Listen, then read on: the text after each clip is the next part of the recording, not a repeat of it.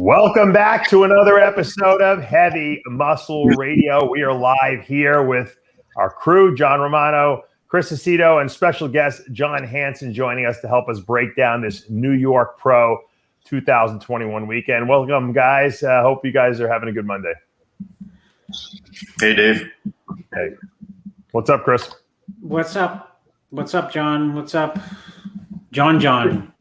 Chris, you didn't have any. Chris, you had no drama from traveling. You've been very quiet since you got back. No drama. I got back and my car wouldn't start, so I had to. Oh, all right. Well, I was expecting something.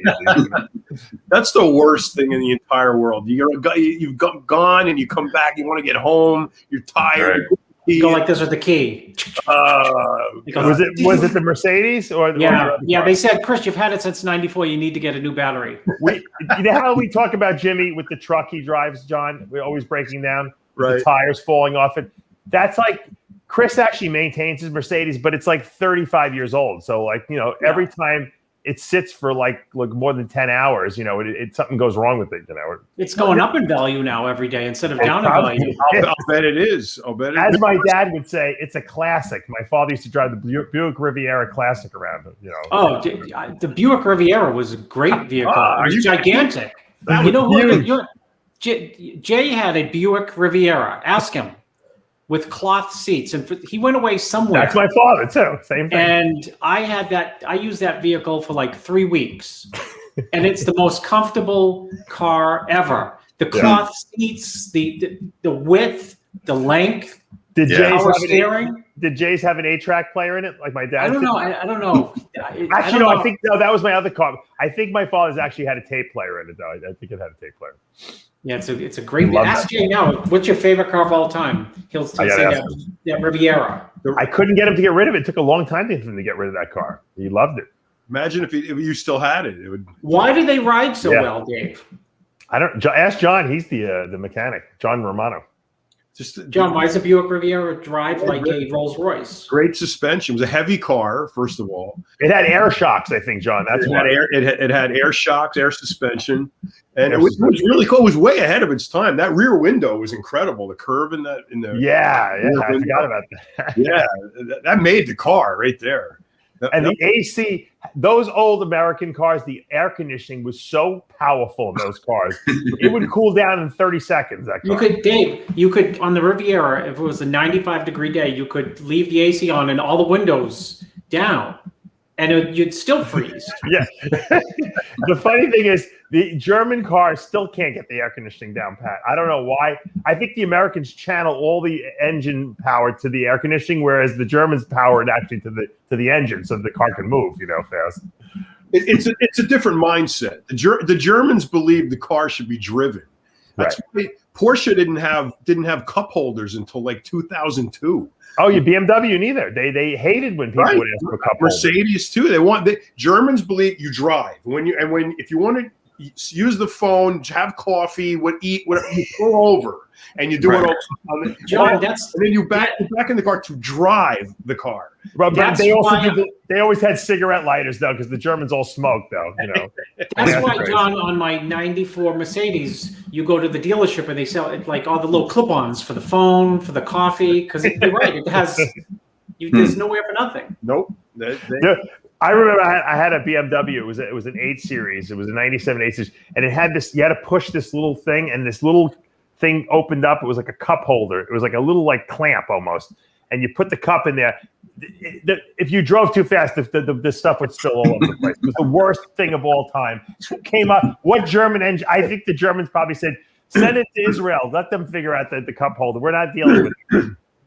Because I know if the Germans would have made a cup holder, it would have been way better than that. It's the concept evaded them. It's just like, why cup? What's this cup holder thing that we got to do? Just throw anything in there. Let them work with it. Now all the cars are made in the United States anyway, right? In South Carolina, there all the SUVs at least are the X5, the X7, the BMWs. BMWs. Yep. So it's cheaper here. That's why German laborers they got to pay too much over there. I think it's worth it. As Chris's 94 example of technology will attest. John, I can drive that vehicle from my house downtown, it's 43 miles. I can go 100 and there's zero vibration in any part of that car. Solid cars. They're solid. I had a 2000, I had a 98 E300. And that to this day, that was above my Porsches, BMWs, everything. That car was the best balance of everything. You could cruise at 120 in that thing with one thumb on the wheel. It was just effortless. John, the metal doors alone, you know, the sound it makes. I can't get rid of my car because I love that. Like it's like metal crashing on metal. Yep, it's a distinct click. You shut and you just barely have to touch it. You just do this, and the door just click.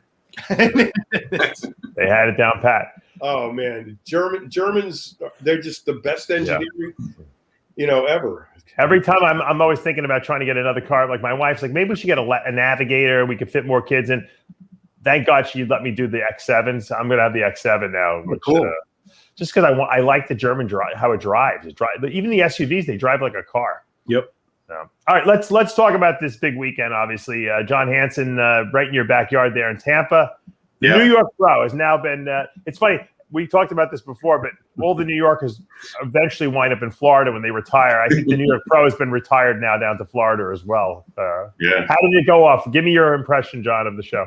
It was a great show. It was a packed house, very exciting contest, great quality in all the divisions.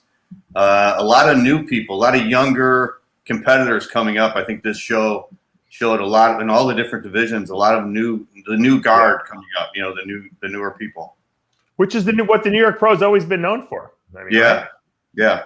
Well, if you go back to the night of the champions, the night of the champions used to always have the NPC Nationals winner from the year before, and that used to be their primary show. And a lot of times they would win that show their first time out.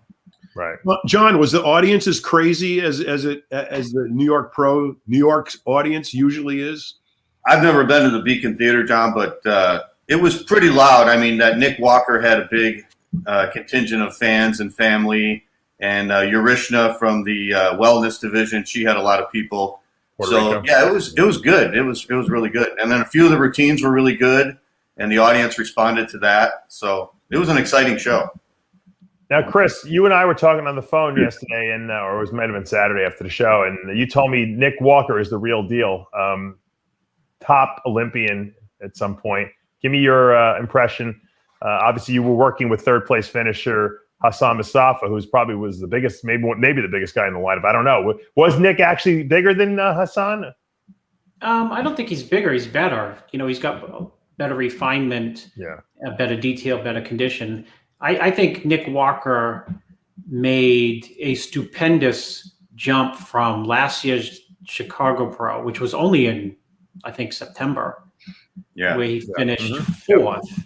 And he was actually in, I think, fifth in prejudging. So I don't think in Chicago, for example, based on the pictures that I saw, I don't think he was ever near the running for the top spot, even close.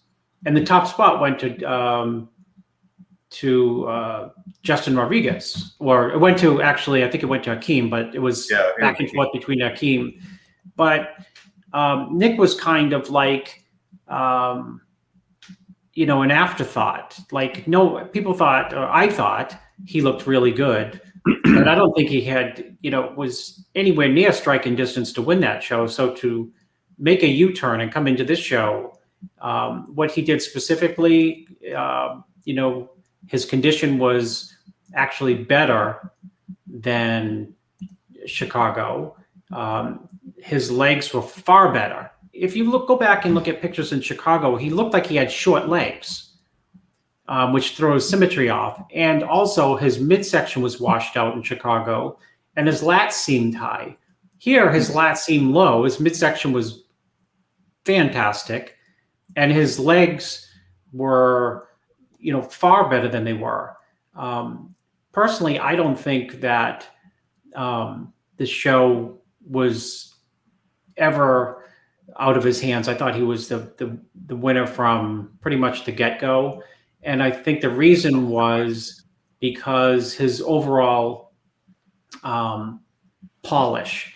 Like, you're watching the show and people do have their strengths. Justin has strengths. Hassan has strengths. Justin has, a lot of, polish as well.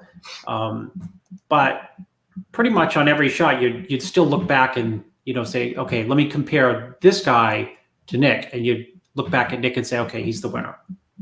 Yeah. If you had to compare him, John, to like a young Evan Centopani, better, worse? How would you compare them? Well, he's got a different type of structure. And the thing I criticized about Nick last year when he turned pro was he has those short legs, long torso. Yeah. But I think he really corrected that this year by crunching down on those abs. He's got incredible abdominal development. And when he's crunched down on him, it made his physique look so much better. And I really didn't even know the structural imbalance. I didn't even notice it as much with the short legs. I think Evan's obviously a taller guy, wider shoulders. So the biggest thing that Nick had to overcome was that structure, with the short legs. But I think he kind of did like what Rami did last year at the Olympia, really, really practiced his posing because every one of his mandatory poses was on point. And he nailed every one of them. And I can't remember what his back looked like last year, but his back was significantly improved this year. I think so. And, I thought he dominated the show. I didn't even think it was close. And I think he got all first-place votes. John, when you look at a physique like this, I mean, how would you compare this to like your top 6 Olympia from last year? Me? Yeah. John? Oh, sorry. I'll say Romano from that. Yeah. First thing I tell him to do is turn his head. That's number one. Oh, we're going to start with the head turning again. You're obviously didn't watch the show from last week. Yeah. Right. He's too busy. I don't know what happened. Why does nobody turn their head anymore? It's like it's just copying everybody else. I mean, look at how if one person does it, then everyone will start doing it, right, John? Exactly. Yeah. Right. Exactly. I mean, just look how much more insane that would look if he had it twisted one way. I mean, that's incredible right there. So what's the exact question you're asking me? When you see a physique like this that we've been looking at here in these pictures, I mean, how do you think he stacks up at the Olympia comes to October? I see. I mean, Chris will probably tell me I'm wrong, but I just see another level of crispness he could get to, especially from the back. And I think if he did, then I think he's incredibly impressive. I mean, look at that. I mean, that's insane. But that's an Olympia caliber physique right there. Is he top 6 in your mind? I think it depends on who the other 5 are, but I mean that's a top 6. That's a top 6 Olympian right there. Yes. John Hansen. Someone was complaining that he wasn't opening his back up at prejudging. Did you notice that at all? No, that was Justin. Oh, Justin Rodriguez. Okay, sorry. Yeah. Yeah, I don't know what happened. He got stuck, man. He couldn't open that thing up at all. Aceto, is this a top 6 Olympian? It's the tail end of 6th, 7th, 8th. It's what's he missing? You know what he's for himself, he's not missing anything, but he's going to have to go up against like Akeem. Mm-hmm. And so like Akeem is still, Nick looked so good that he looked big, and he's not really gargantuan as big. His polish made him look big. Mm-hmm. He's nowhere near small, but I think in my mind, like Akeem is crazy big. I don't know if Akeem's structure is as big as this guy's, is it? They both, they're you mean his width? Yeah, like when he's just standing on stage. When he stands alone, he's got the structure. I'm talking about when he's on stage. I think they're comparable. What about the lat insertions? Nick seems like he's got a very low lat insertion. Yeah, he's got low lat insertions. Yeah. But I mean, you gotta back out of it. You got to start with who was 6th last year, and 6th place was Akeem, and I think Akeem would give him trouble. A good Akeem, right? It's got to be a good Akeem. What do you think, John Hansen? Do you think that Akeem would you think he could beat an Akeem Williams, or no? Well, like Chris said, if Akeem was on point, like he was last year at the Olympia, Akeem is probably taller than him too, right? I could see guys who are taller, better symmetry, better aesthetics, looking better than Nick. But Nick does look really good when he stands relaxed because he crunches down on everything and he looks very impressive. Yeah. But I think, like I said, Nick is kind of shorter, and maybe his structure might hurt him when you're comparing him with the elite. But as far as packing on muscle and coming in condition, and like Chris said, the polish he had, that's what will really set him apart at this show. I think Akeem's, that's his one weakness is his back, because he has very high insertions of his lats. Yeah. They look impressive in the lat spread, but in the back double, I think, Nick kind of would dominate that type of a pose. It'll be interesting to see, Nick in that lineup. Obviously, he who knows if he'll show up like this. Maybe he'll be even better. Chris, you and I discussed this. Why is it these young guys can actually improve between shows, like when they're in their 20s, They can put like 7 pounds, 8 pounds of muscle on like between two shows. Because their muscles are fresh and they're young. I mean, they're not nursing like quasi injuries, which probably, I bet everyone in the top 6 is always nursing injuries because they've been just around the block so many times. Yeah. Right. Good point. Yeah.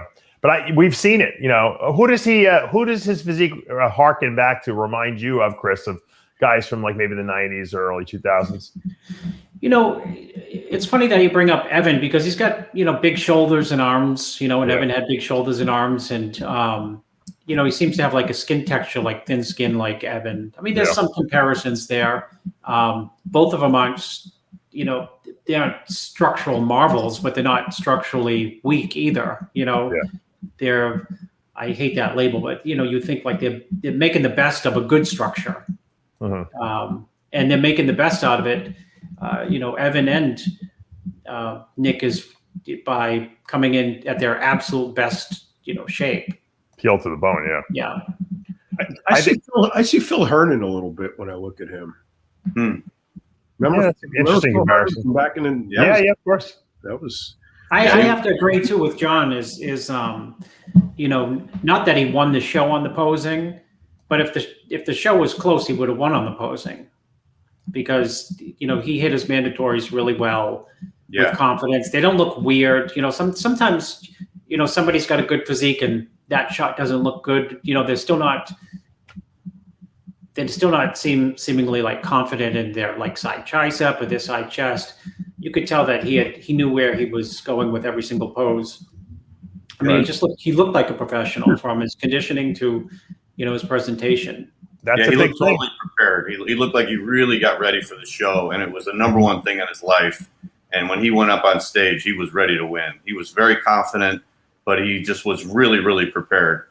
And it was interesting, his posing routine at night was one of the loudest received routines. He posed to an Aerosmith song. I counted, he did 6 poses, 6 total poses. He did a front double bicep, front lat spread, side chest, rear double bicep, which he timed perfectly to the music, and the crowd went nuts.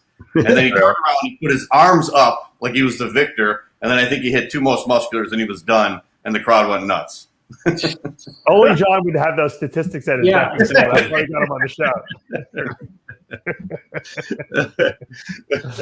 But it just shows the value of posing to great 80s rock songs, guys don't do anymore, It's the Dorian mentality. It's like less sets are better, less poses are better. You just make those poses count. Right. Samir would have hit 400 poses during that same music, right, Chris? Yeah, before he even came on stage, like when he came up from behind the curtain, he wouldn't have taken center stage yet. It would have been a preview of what's to come. And 8 of them would have been signature poses that no one else does. That no one ever hits. Yeah, exactly. Let's talk about Justin Rodriguez for a minute, because he won Indy Pro 2 weeks ago, and now he came back here. Was he better or worse, guys? John or Chris? Hansen or Aceto? I didn't see Indy Pro. I think he was better in Indy. He had looked like he had more fullness in Indy. Of course, he couldn't open up his back lat spread in the prejudging, which was odd. That was weird. Killed him. But he looked good here. His legs looked a little flat, and his midsection looked a little washed out at the. I think compared to Indy. I think Indy he was like 100% on the money, and here he was close. See, the midsection was like. If you look at that pose from Indy, he had the abs while hitting that shot, and here, like I think his like legs just looked like a little little on the flat side, which is, sometimes when you do back-to-back shows and they're not it's not like his legs are weak, but they're not super strong. So how to keep them full and still stay tight, with back-to-back shows can be, a crapshoot. I mean, also you got to think also that he might have tried to come in a little fuller. That I hate that word is such a dangerous word in bodybuilding, isn't it? Fuller. Well, David, it doesn't matter because in this context, any bodybuilder who won a show last week and you're trying to repeat it and you want to win again, you are absolutely going to try to be fuller and it might not work, or you're going to try to be tighter and it might not work. To create ultimately the same look that you just had, because no athlete is going to say, I'm just coming in the same. And if you ask any judge, hey, I'm doing the show next week, what should I do? One judge will come and tell you, you look great. You won the show. Come in a little fuller. Another judge will say, you look great. Come in just a little bit tighter. So, it's back-to-back shows. It's hard to repeat an exact winning look because... Yeah, the bottom line is, would he have beaten Nick Walker no matter what look he brought? Probably not. I don't think so. Yeah, it'd be... He just doesn't have the firepower yet to beat a Nick Walker, I think. I mean, I could be wrong. I wasn't there, but... Yeah, Nick just looked like he overpowered him on stage. He just dominated every pose. And I thought Justin's better aesthetics with the smaller waist would make a difference. But after a couple of poses, it really didn't make a difference. Someone wants to know in the chat, compare Nick Walker to Labrada Jr. Who's better? That's a good comparison. I think who's got a better future, maybe. I think Labrada. Yeah, I would say Labrada too. Because I see him. He can get that crisp, grainy hardness that I don't see on Nick. So I don't didn't see that on Labrada last year. No, you're right. But in the contest, no. But of course, in the pre-contest photos. See, what I think all these modern guys are doing is that I think they're all using diuretics as a matter of course, not because they need them. So the 2-week dial-in is kind of like stamped in cement now that you're going to do diazide and aldactone and aldactazide for 2 weeks, and it's whether you need it or not. And I just don't see the follow-through on some of those pre-contest photos where you see these guys are grainy and But Don, you know what? Aceto said it best. I mean, a lot of these guys are filtering their pictures on Instagram, and I think we're getting bamboozled by how hard they really are pre-contest. It's twice the effect. People filter their photos on Instagram, and in defense of the athlete, nobody lights a show really. I mean, the show is just like lighting. You know what I mean? There's no It's like my lamppost right here. I mean, so it's not great lighting. So you can't really tell people's level of condition until you're standing, if you're at the show versus looking at photos, because then you got a photographer with some type of camera, 25 feet away, just taking a snapshot. Right. Because I thought, I thought the top two were in great condition, but going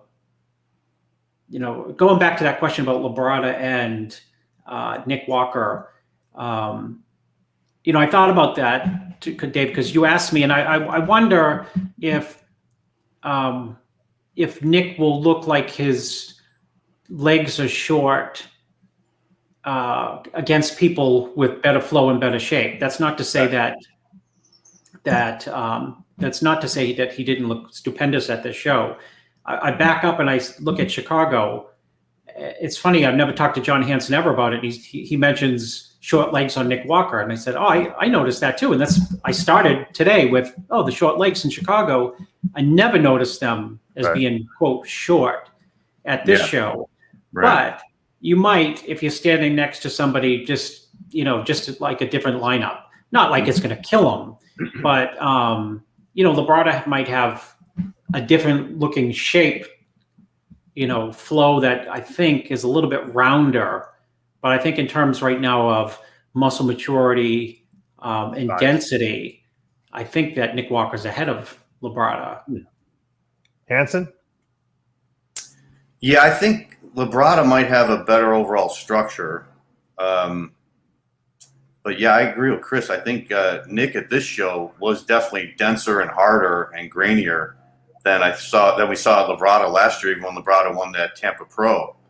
So yeah, it's hard to say. I think overall, maybe in the overall picture, I think Labrada might have a better structure, but this Nick is very impressive as far as bringing in the conditioning and the muscle mass, and also the improvements he's making from show to show. From last summer to this year, his physique really, really improved. Because, like Chris said, we didn't even notice the structural flaws because he improved his physique so much. Yeah. It'll be interesting to see because Labrada had a lot of injuries the last couple of years, and this seemed like he had I'm assuming he's had an injury-free offseason. If he has, we might see some incredible improvements from him too. He's still young, his body's still responding, it's fresh. So is he doing Chicago, Dave? I think he's doing Chicago, so it'll be interesting to see him on stage, and it's making it really exciting. John, you made a good point about the fact that the young guys are coming up now. This Olympia, is going to be a lot of new faces, or relatively new faces of guys that are just coming into their own now, and physiques that are going to start beating some of these older guys. Dave, somebody at the Olympia is going to crack something. Yeah, meaning it's either going to be Ian Valliere might crack something. Hunter, Nick Walker. Someone's going to crack something and beat a veteran, I think. Because one of those veterans, the veterans are getting up there in age, right? Yeah, old. Yeah. And I think, the big show last year, even though he is a veteran, was Akeem made that crack. Even though, around a while.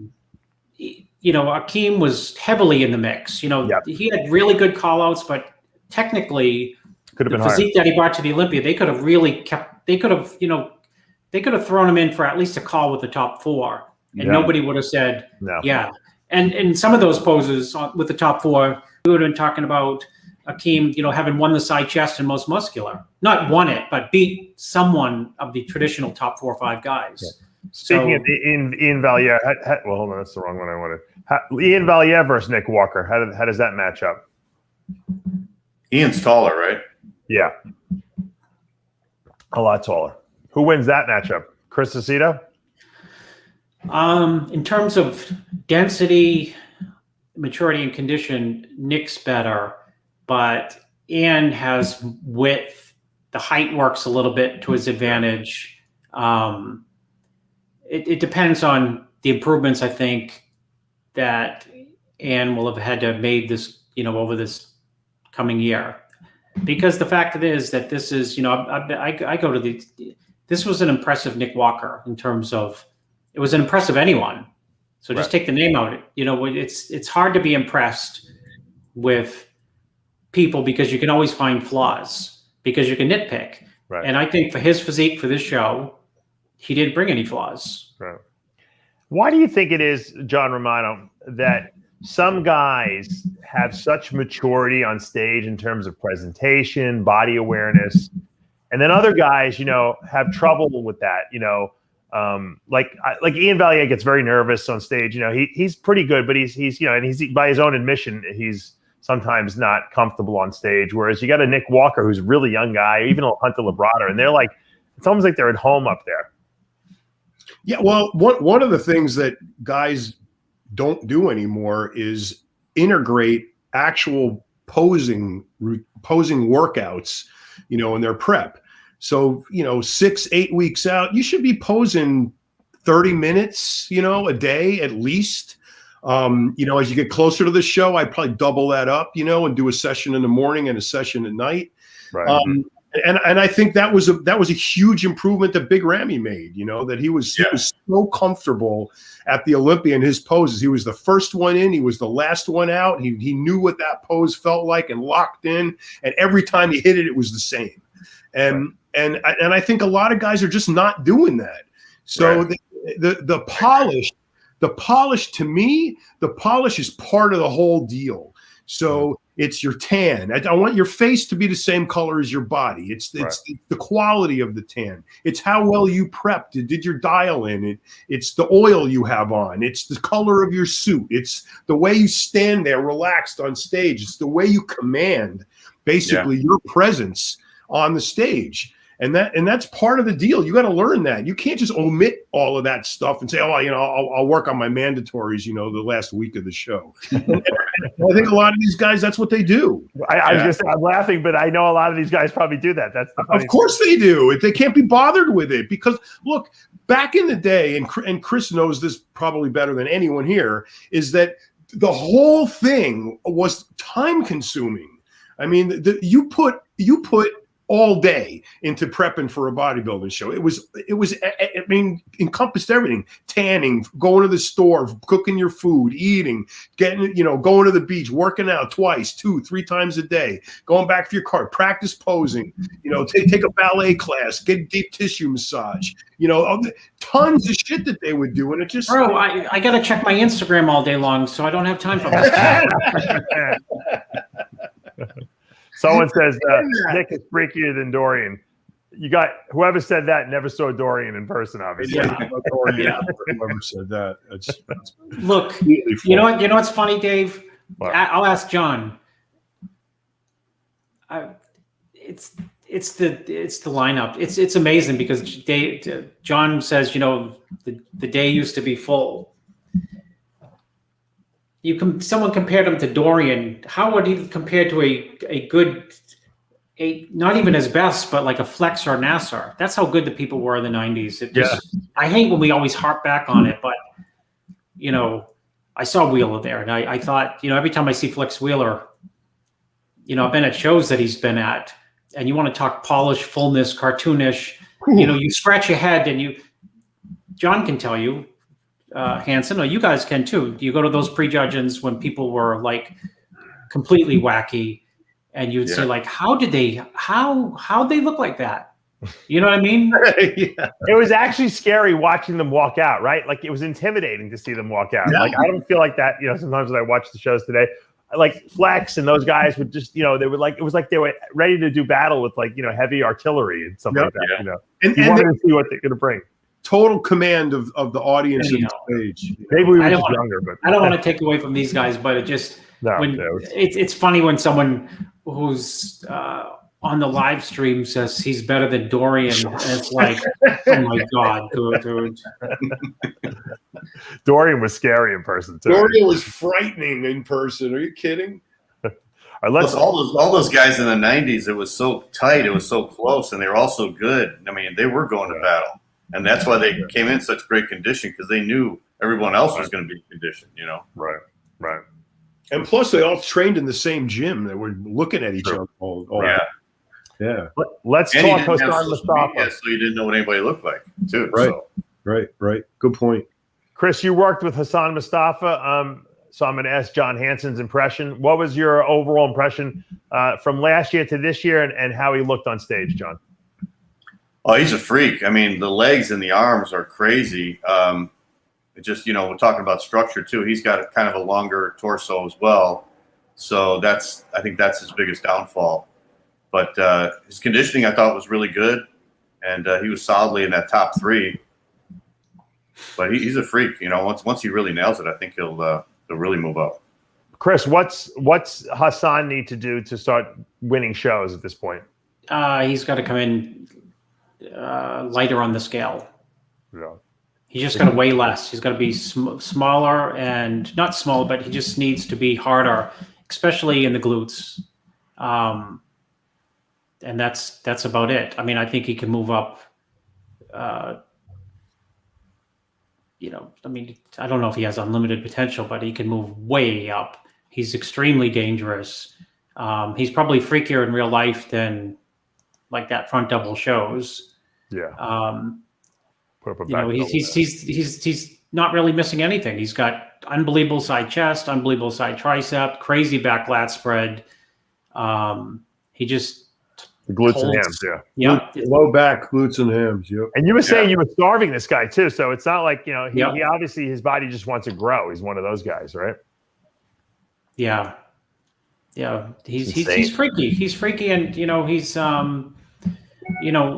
but he needs better condition. I mean, it's not something that's like hidden that I don't know and that he doesn't know. but trying to get him from point A to point Z, Right. is What does he weigh here, Chris? big challenge. High 250s probably. Wow. What is he off season? I mean, he could be 340 if he wanted to be. I'm not exaggerating. He just is a hyper responder. Hyper responder. So if you're already starving him, what are you going to do next? I mean, Continue to starve. Give him artificial food pellets. What's his next show, Chris? CalPro. All right, so he's gonna keep going, in other words, to get him cleaner. Yeah. I mean, he's definitely an Olympia guy. There's no doubt about it with him in shape. I mean, he's seriously dangerous looking. absolutely. John Hansen, beyond the top three, did you think that they were like kind of in a league by themselves, so to speak, and then there was the rest of the people, or were you impressed with Dorian Hayward in fourth place? Yeah, Dorian looked good. He's making improvements. That fifth place guy, Mohammed, he's got a lot of muscle. That guy's got huge fat. He was second, yeah. He was second last year. He was year. washed out. His abs were all washed out. I guess from last week he was second at the Indy. But, that guy's got some really good potential. I was kind of disappointed with Blessing. I thought, he was going to be bigger. Let's talk Dorian first, just so we can give him his due, because I think, here's a guy who's a really hard worker. The guy's got a lot of muscle on his body. He probably doesn't have the best structure up there, but he really maximizes what he brings to the table. I don't know why. It seems like he's having trouble with his tan 2 weeks in a row. I think he could be darker. Am I off, or did it look a little light? No, it was too light. He's got to work on that. It almost reminds me of Branch Warren. Remember, Branch had some problems getting his tan nailed for a while there back in the early 2000s or mid 2000s. So that's what he reminds me of. He does. Someone mentioned, I think we talked about this last week, he does have a little bit of Craig Titus look to him, when Craig was losing his hair, But what does he do? I mean, he almost reminds me of like a Gregory Atoyan. He's a guy who could win shows where it's not that competitive because he's got the muscle mass and the conditioning, but he's not going to win the big show if there's a stacked lineup, Yeah, I mean, he can qualify for the Olympia, on points because he's, Dorian's made a lot of improvements since he turned pro. I mean, he's had to get bigger, which he has, and a lot of people get bigger, but their physique kind of falls apart. Either they get tears or their waist gets too wide. I mean, he keeps improving, and he's right there. I think he was a little, tighter maybe in Indy. Again, it's hard for a big guy to do back-to-back shows sometimes. Mm-hmm. And he has to be considered a big guy now. I don't know what he weighs, but he's pretty darn big.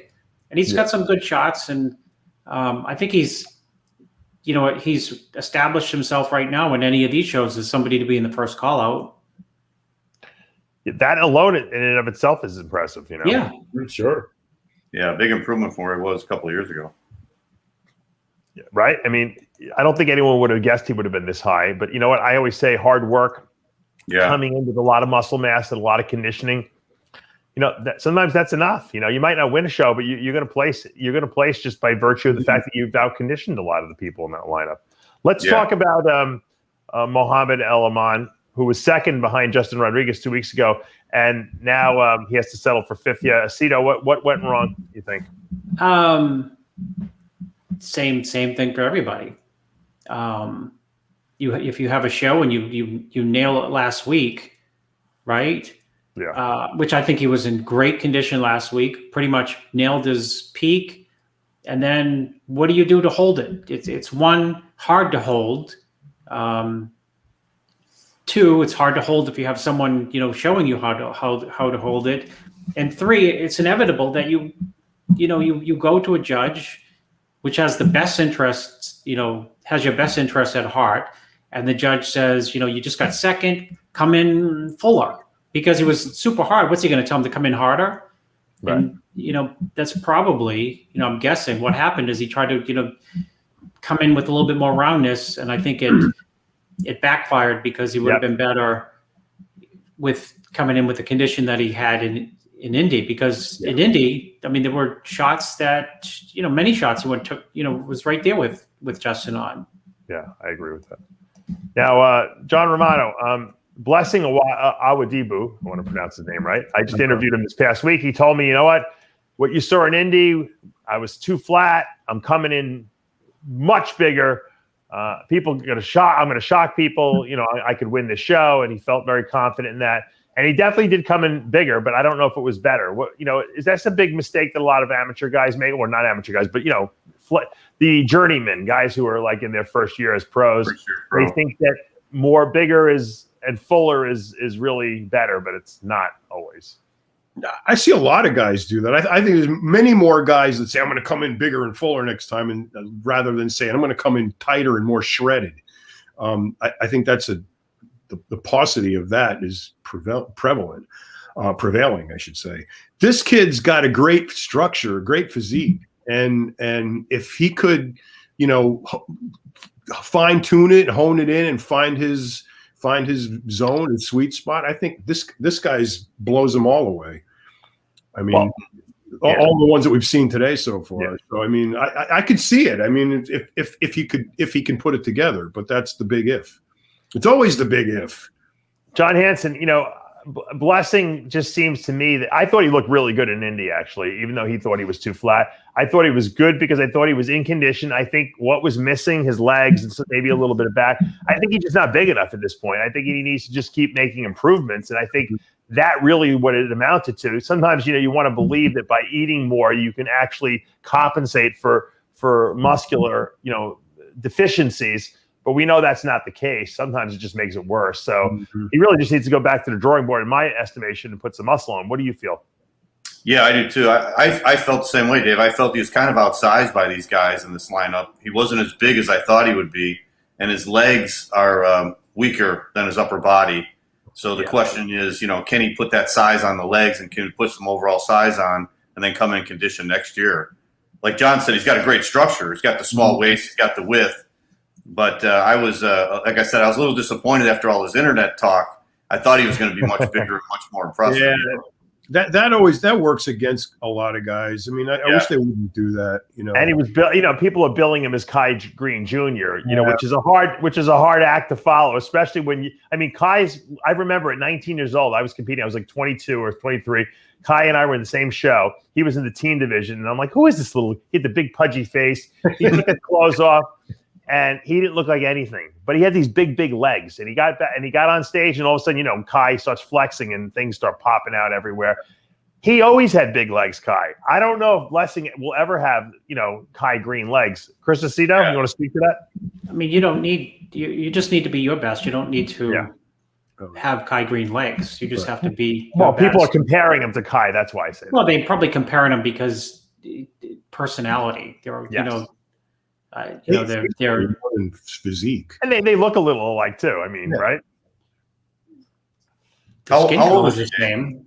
That's about. It probably ends at that. No, I mean, I think Blessing just needs to be his best, and you know what? He's got those legs that are like Wheeler legs. Wheeler had spindly little legs, but they were so deeply separated. I mean, they're not spindly, but when you don't have the biggest legs, you have to find a strategy that allows them to be like Wheelers. What Troy Alves had spindly little legs, but not on stage really, because if they're really, really deep and they're full enough for your legs, they can carry you because everything else, allows you to get by. So, and if you can flex them, pose them good. Someone says Blessing has a bad knee, so it's possible. Maybe he can't train the way he needs to. Maybe, but the shape of his sweeps and his leg, compared to his waist. I mean, it's the shape, the structure's there. Oh yeah. I mean, I think he could look good. His legs could be bigger, but I don't think they have to get that much bigger. I mean, to etch those cuts in deeper. I agree. I don't think they're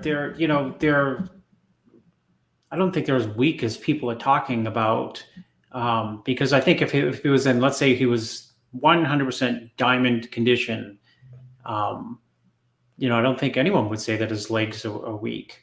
No, Because they have the natural separation that can make him look bigger. Yeah. Mm-hmm. And he's got a great attributes. personality too. I love interviewing him. I love talking to him, man. He's got a great personality. Yeah. Does his own thing, and I can respect that. He'll make money in this industry for sure, and probably do very well as long as he keeps improving. If you look at his Instagram, I mean, he's super popular on Instagram. The pictures that he puts up, I don't care how he takes the pictures. It's still his body. You know what I mean? They're pretty freaky looking if you see his Instagram. Yeah. Let me see if I can find some pictures. What would you recommend if you were coaching him? Just have him take the rest of the year off and grow? Me? Anyone can answer that. Yeah. Yeah, I would shut it. I would shut it down because you know what? He's already probably mentally shot it down. Yep. So once your mind's it's tough to be a professional bodybuilder and come off 2 shows where you didn't meet your own expectations, because then it creates self-doubt. And if you create self-doubt, it's just one big, circle in your head that keeps you from either trying new things or pushing yourself harder or whatever it takes to, go to the next step. So sometimes it's just easier or it's better to unplug mentally, and regroup, get ready for the next season. Yep. I put this shot up of him from his Instagram because this reminds me of like a Flex Wheeler. Flex knew how to put his body into positions and into poses that only showcased his strengths and hit his weaknesses. Mm-hmm. And I think that if Blessing learns to do that more on stage, like shots like this and kneeling shots, he's going to be dangerous because, like you said, he doesn't have he's not really weak, his legs. They may not be Nick Walker legs, but if he poses them correctly, Chris, he should be able to overcome, the fact that he's not the biggest guy up there, because I don't think he needs to be. I think if he almost plays the size game, it could ruin his physique. Well, that's why I'm not comparing him to Flex Wheeler. No.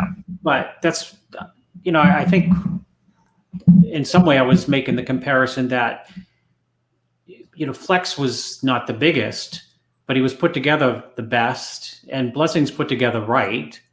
And they both have, a lot of deep grooves in their muscle.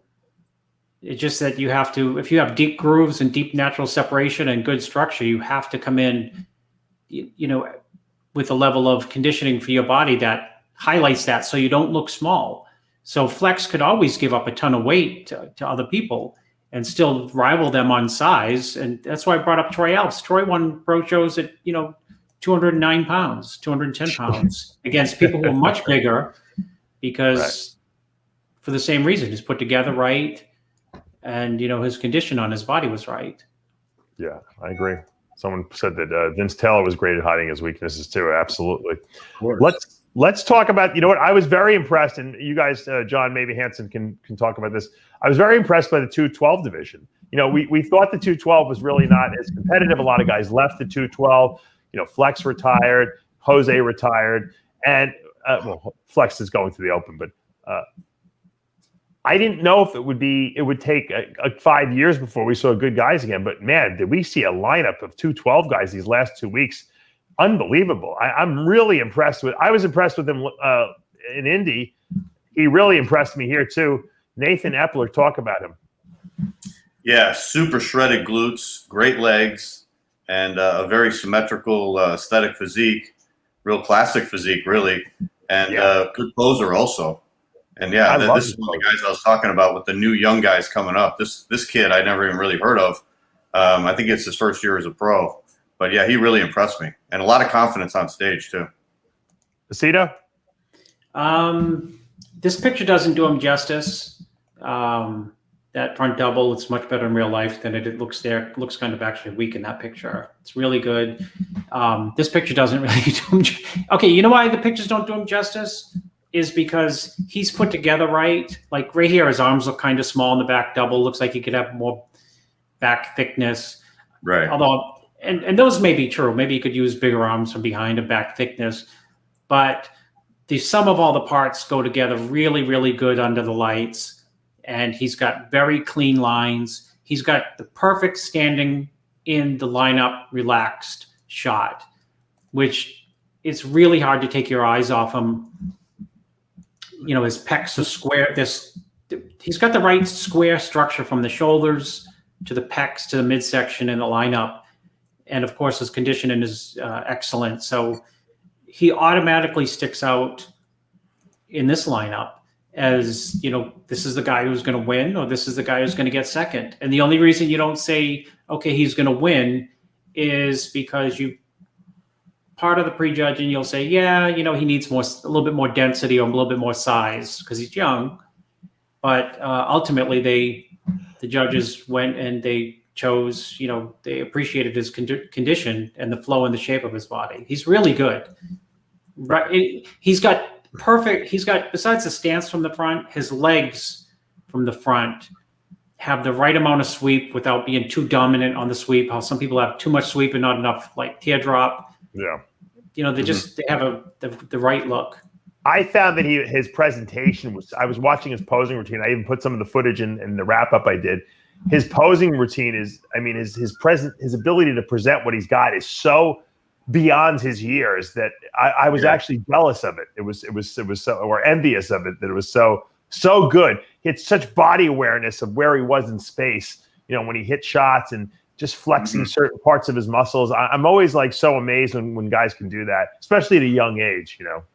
And it's also picking the right poses for your physique, which a lot of people don't do. Yeah. You know, Yeah, he you're was right. doing that, and he did have a nice flowing routine. He was one of the guys I thought that stood out that night as having a good routine. There was several of them. So maybe some of these competitors are getting the word that, you know, we're disgusted with the posing routines. They need to do better posing, because it seemed like some guys like it. You know, some guys really get into the posing, and I'm glad those are the guys that are enjoyable to watch, the Hunter Labradors and guys like that. You know, yeah, Sergio Olivas and stuff like that. Well, there's such potential for great posing. I mean, that's really where the sport is presented. You know, the training and the diet is one part, but when you get up on stage, that's a whole new aspect of it. And a lot of these guys just aren't taking advantage of it enough. No. What about, you know, to tell you how good he is, I mean, he beat a really good Jewett, you know, and John Jewett has gone to the Olympia before. He's probably one of the freakiest guys in terms of conditioning that we normally see. In Indy, he looked a little flat. I think he came in here a little fuller. I don't know if that was the right move on his part. Was he too full, guys, or why did he lose to Nate Epler? I think Eppler is just harder, but I thought Jewett looked really good. I mean, his structure is very good, and when he stands in the relaxed in the lineup, I think he looks really good. He's got good muscle shape. So I think he just got a little, you know, beat by a guy who was a little bit better conditioned than him. Aceto? I think they were both in great condition. I understand John's point, but I think that you take who are we looking at here, Dave? This is John Jewett. John Jewett. You take John Jewett's condition, which is great, and you put it on Eppler. There's a little bit more. So just say they have the exact condition, because they may. There's more natural, like, flowingness and pleasingness to Eppler's physique, and I think that's what gave him the edge. That I would, you know, I have to agree 100% with you. I think he flows better, and I don't know if it has to do with his routine or his Jewett weight. does not have bad flow, so that's why that's the exact point I was making about Eppler, is that Jewett does not have bad flow.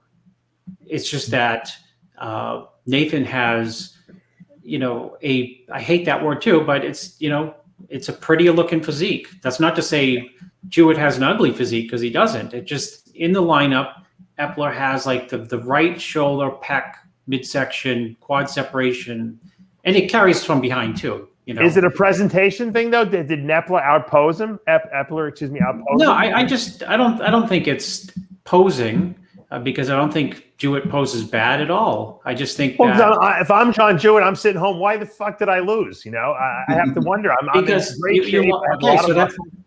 because Eppler is in also great shape. Also has clean lines like you have. Probably not as, I don't even think he's not as big as you, but the flow on his physique is like, when you look right, you look left, you look at one, you look at the other. It's like Nick Walker. Which one do you look at again? You automatically go back in the lineup. Okay, yeah, Nick looks good. Just looks right in that shot, more polish. And I think that's the same exact scenario that played out with Nathan Epler. you look at both of them and you can appreciate that they're both like in great condition, well prepared, polished, and you just go back to Eppler with like a little bit cleaner lines and a little bit more natural flow. And if you're the judge, when it comes time to put the one of the two next to the name, you end up putting a one next to Epler's name. Right. John Romano, how does a John Jewett and Nate Eppler stack up, you think, in last year's 212 lineup where Sean Clarita won and Kamala Gardney was second? I think we've gotten a little bit spoiled in this 212 division. I haven't seen physiques like Jose Raymond again and Flex Lewis.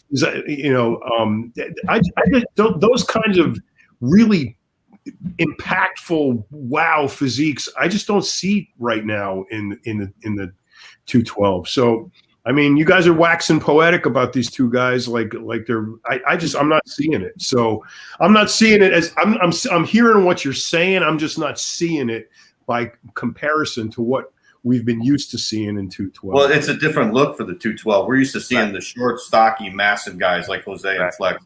This guy almost looked like a classic. He was taller, short. I mean, smaller waist, more aesthetic. Mm-hmm. So it was a different look, to win the 212. Yeah, John, it's so funny you say this because I had this conversation with Jose, and I'll ask you, Dave, or John and John. I mean, how would a prime time? This is how you know. How would a prime time? Not Jose, because I know the answer to that. And Flex. How would a prime time?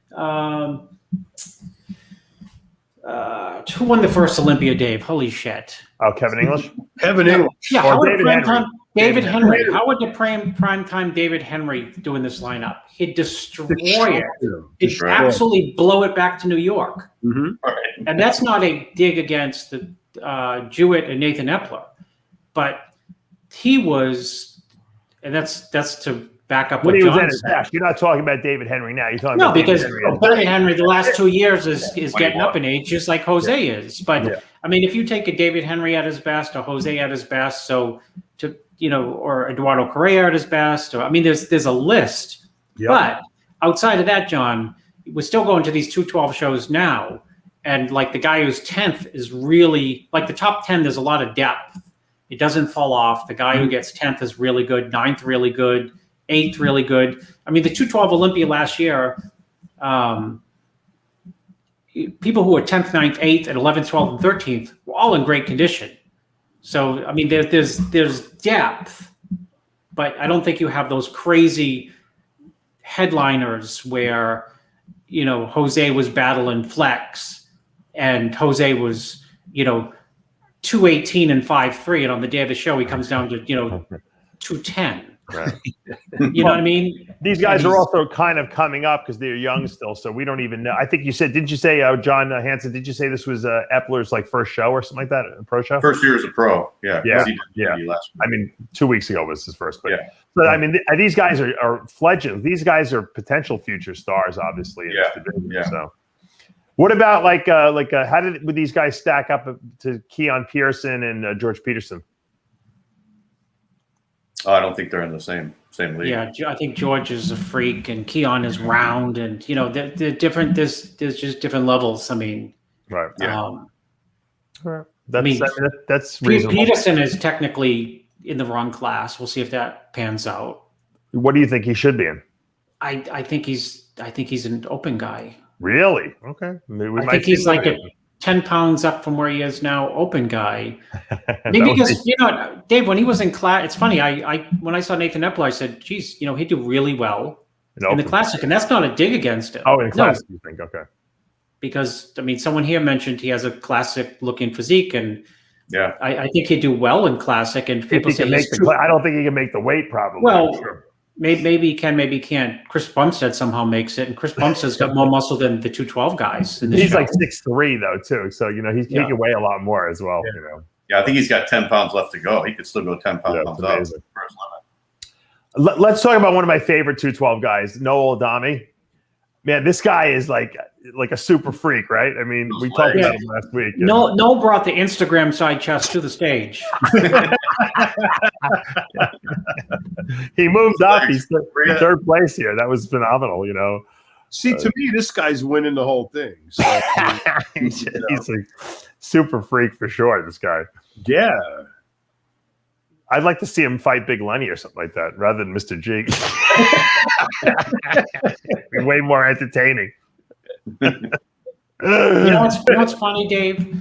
If you went backstage, I'm sure, and you saw this guy versus Nathan Epler, you'd say, this guy, Nathan's going to get smoked. Yep. Because there's so much muscle on this guy. But it goes back to, the intangible of cleaner separation and, flow. Although Adame here is, I mean, if you like mass, you could easily have placed him higher. He's been better. He's been better than this. Yeah.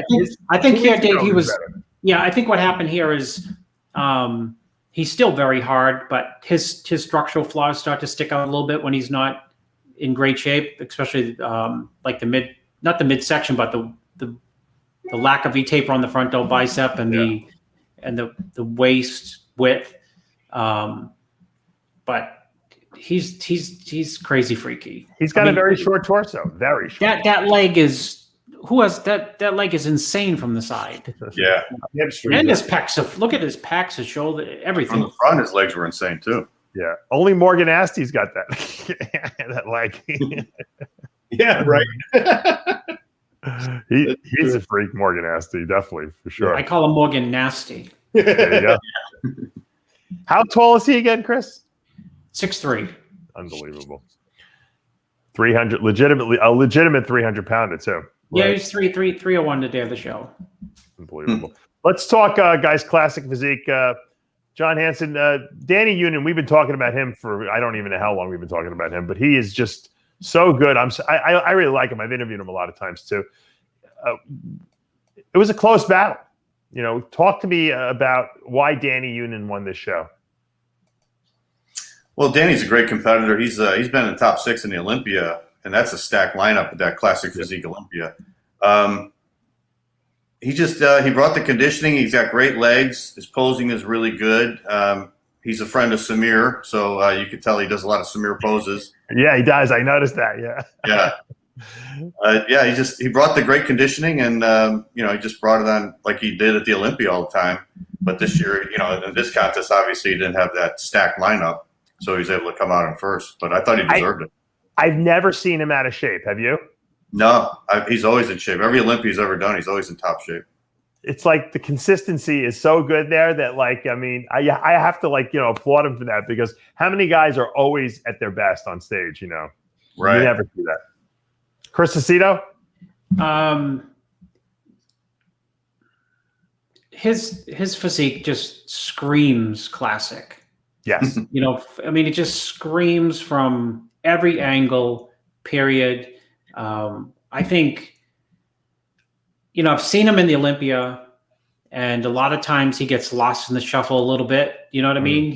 But he really does have the potential to beat a lot of people at the Olympia. I don't really know what's missing, because there's not much.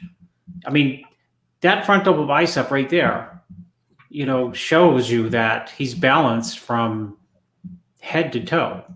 It's like the right vacuum, the right structure, even the serratus looks right. The arms, they're not too big.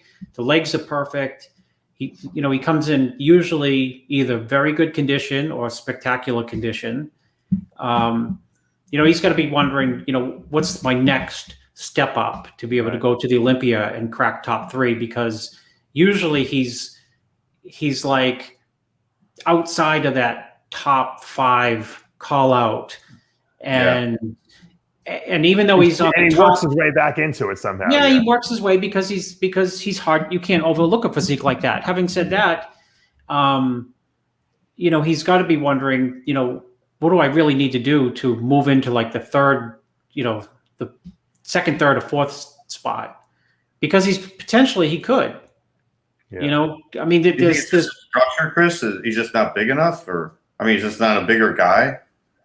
I think his condition is excellent, always. But I think the only way that whoever they are, the judge is going to recognize him is like if he brings some type of condition in that's just absolutely knockout. That's the only way they're going to, recognize that this guy is like a top 4 guy. I've always seen him as a top 5 guy. Every single Olympia, he's 7th, 8th, whatever places he gets, they're good places. Yeah, but I always think no one could argue if he was 2 or 3 slots higher. Let me throw something controversial out there. What about Dani Younan with 15 more pounds of muscle on his body in the open class? He'd be very good there too. I think that's where I think he's maximized his classic physique look. I don't think he can get any better in classic because I think he needs more muscle to create more wow to him. Almost like a Samir. I mean, Samir wasn't huge, but he had enough muscle that when you looked at him, you were like, "Holy mackerel!" I think Dani needs more muscle to create the wow factor on stage. He can't do it with the limitations that classic physique is presenting. Then you just proved my point, which I wasn't even sure of my point. either he can go up and have more muscle, or at the Olympia, and I just said running into that, I said his condition is always very, very good. Yeah. But maybe if he brings something that's unworldly in condition, it makes him look that much bigger. I don't know. And he moves up. I don't think, because structurally he's not as big as like a Bumstead. So I think it's almost impossible for him to, without adding more muscle, to do anything better. I think he comes in harder. He's just going to look smaller. Flatter. Yeah. Well, look at Terrence Ruffin last year, though. He moved all the way up to 2nd, and he was kind of stuck down right below the top 5 before. He put muscle on it, didn't he? Yeah, he did, but he brought condition that he never brought before. I mean, he brought condition his condition there.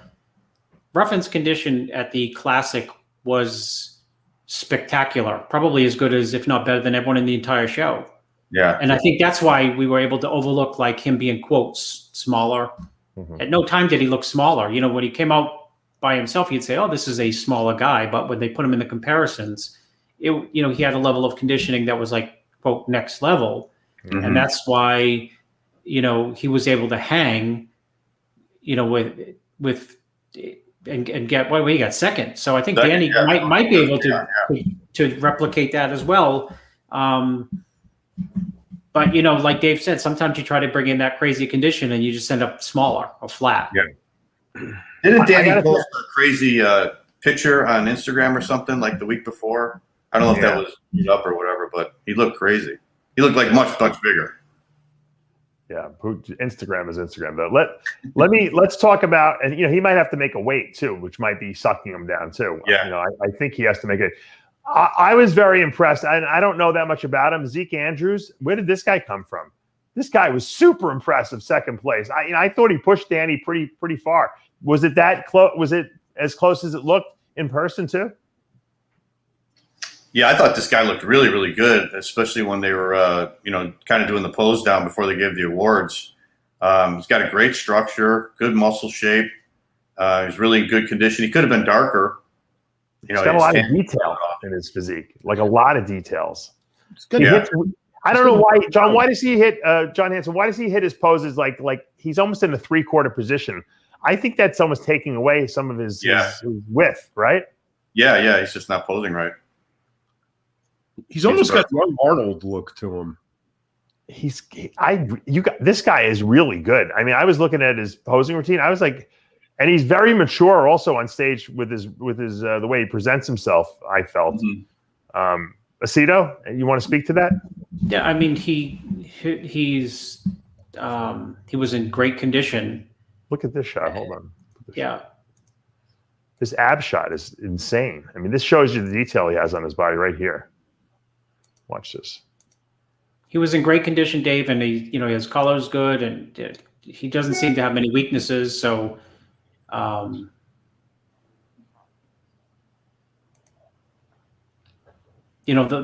alone, dropped him into 2nd place.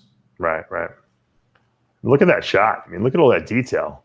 Yeah, his legs are shredded.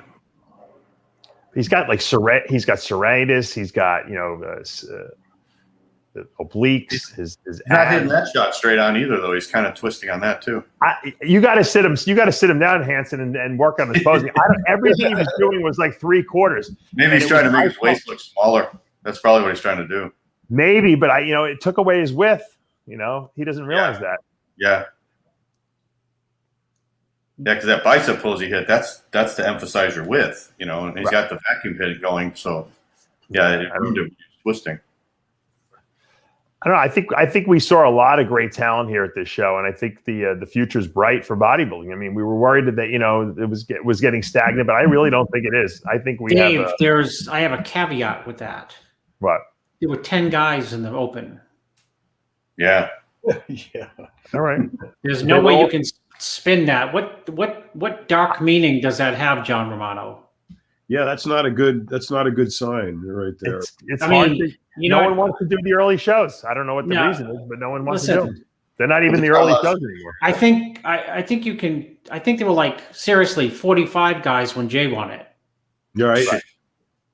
You know what I mean? 45. Well, what's your explanation for that? I don't think there's a lack of competitors. I think people just maybe because of COVID and the times we're in are just not competing early. I don't know. We said it 2 weeks ago. Why aren't all these guys trying to qualify early on before otherwise you're going to hit the summer and everyone's going to be doing, you're going to have 60 guys in the show, Mm-hmm. Yep. And then there's going to be a mad rush and people are going to be arguing and special invites. They're going to be saying all that freaking last minute shit is going to go on. Right. I don't know. I think the fact that Steve Weinberger went out of his way to hold a show like this, because I have to believe these promoters are losing money because they can't sell as many tickets, especially for a pro show only like New York Pro, where you have to give a lot of prize money. Mm-hmm. It's expensive to run these shows, and I'm just glad that they're doing them and they're putting them out there, and it's making it exciting and giving the athletes a place to hang their hat and do. I mean, they had every division in this show. It was I mean, how was it run? Was it running pretty smoothly as far as? Yeah, right on time. Yeah, they split it up into 2 sections. They did the prejudging half the division, and then they had a break, and then they did the other half. But it was all right on time. The live stream was great too. They did a great job in that live stream this time.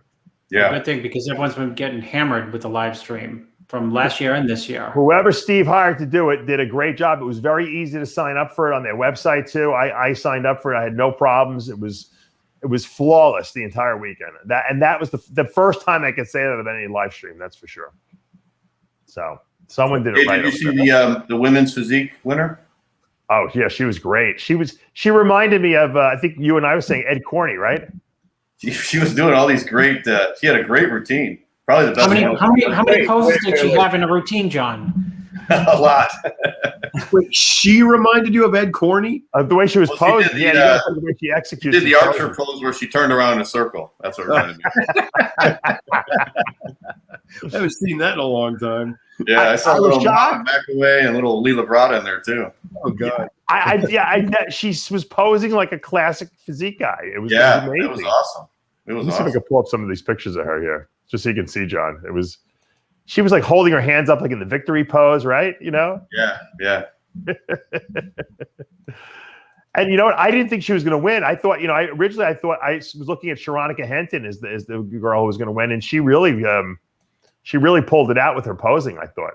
Yeah, she's short, she's got a short structure, but she was in great condition, and you could just tell by the way she was doing her routine, man. She took this thing seriously. She was prepared. She looked awesome. Alyssa Kessling, she was great. Good. Very, very. Remember when Betty Parizo used to do Mike Matarazzo poses? Yeah. Yeah, that became her signature. Yeah, with the tongue out. Yeah. Did you see your routine, Chris? Did you see this girl's routine? No. It was awesome. I put the footage of it in the wrap up I did. If people want to go see it, I'm not pulling it up. Okay. Now. But yeah, it's in there. She was really good. Very entertaining. And ironically enough, I actually helped the women bodybuilder winner, Leah Denny. Oh, okay. She came to me in the beginning of the year, and she wanted to start working together. And I said, sure. And I didn't. Sometimes I don't have expectations of anyone. And when she just started getting better and better and leaner and leaner, and we always say sometimes you never know who's going to be in the lineup. conditioning win shows, and she really proved that moniker. I mean, she came in, she was shredded, and she won, and she's going to the Miss Olympia. I mean, how great is that? I mean, she's never won a pro show before. So, I mean, the bottom line is you got to come in great shape. And we talked about this earlier when we were talking about the men, and, you know, fuller doesn't mean better, you know. You know, Blessing probably would have placed much higher had he probably would have placed third again if he would have come in as shred as he did 2 weeks ago, you know? Yeah. And, you know, when Leah stood in that lineup, she just, you know, she out-conditioned everyone, and that's why she won it. She was showing great detail and everything. Remember, anyone who qualifies and turns pro has got something special going on to get that pro card. So, you know, on any given day, a lot of people could win shows if they come in the right condition and the you know, you never know who's going to show up at a show or what the other people are going to look like. How many shows did we try to handicap and predict who was going to win, and then no one showed up in shape except one person? You know, usually that one person was Dexter Jackson, and he'd win the show because of that, right? I mean, we've seen Dexter win Arnold's that I don't think anyone expected, but he was the best guy there, you know, and you know, that's the name of the game. Sometimes conditioning wins shows. So that's the way it goes. All right. You know, thank you guys for coming on and wrapping up this New York Pro weekend. It was exciting. I'm glad you guys got to see it in person. One of these days I might make it back out to a show. You never know. Just for anyone who's looking for an update, I actually got my thyroid scanned. I actually got my whole body scanned a week after, you know, you do the radioactive iodine. And so according to the scan, at least, it seems as though I look, aside from my neck where obviously where you expect the iodine to go, there was nothing below the waist. So we'll see what happens. So that seems pretty good, but awesome. So a lot of people have been asking about that. Anyway, we'll wrap this thing up. And if what's the next big pro show that's coming up? I don't even know. I think Chicago, right? When's Cal? No, when's Cal? Oh, when is Cal. that, Chris? 2 weeks. 2 weeks? 2 weeks, yeah. All right. Is it actually in Cal? No, it's in Tampa. I'm kidding. No, it's a Cal. It's a Cal. It would be great. Heart attack. Well, Chicago's in Atlanta again, right? Chicago Pro Show's in Atlanta. May 29th is the Cal Pro, yeah. So that should be a good one. Who is this supposed to be entering that one? I know you said Hassan is going in there. Who else? Patrick Moore. Oh, Patrick. That's right. That's right. We did a muscle in the morning on him. What is he weighing these days? 254. And what did he compete? What did he compete at last year? 233. Oh my God! He gained 20 pounds. Wow, that'll be exciting to see. Yeah, he's impressive. Yeah, that's going to be like great. it. Yeah. Well, we've been. Patrick Moore was, I think, the biggest. The most impressive guy 2 years ago, and then the biggest disappointment last year. And now, you know, that he put the size on, he should be, I think, someone that we have to keep our eye on, because obviously, you know, structurally speaking, he's, you know, one of the most gifted guys in that open division, I think. So, all right, let's wrap this up. As we say every week on Heavy Muscle Radio, guys, with Heavy Muscle Radio, The truth hurts. good night, everyone. Thanks, John Hansen, for joining us. And Thank you, Dave. you're welcome every time.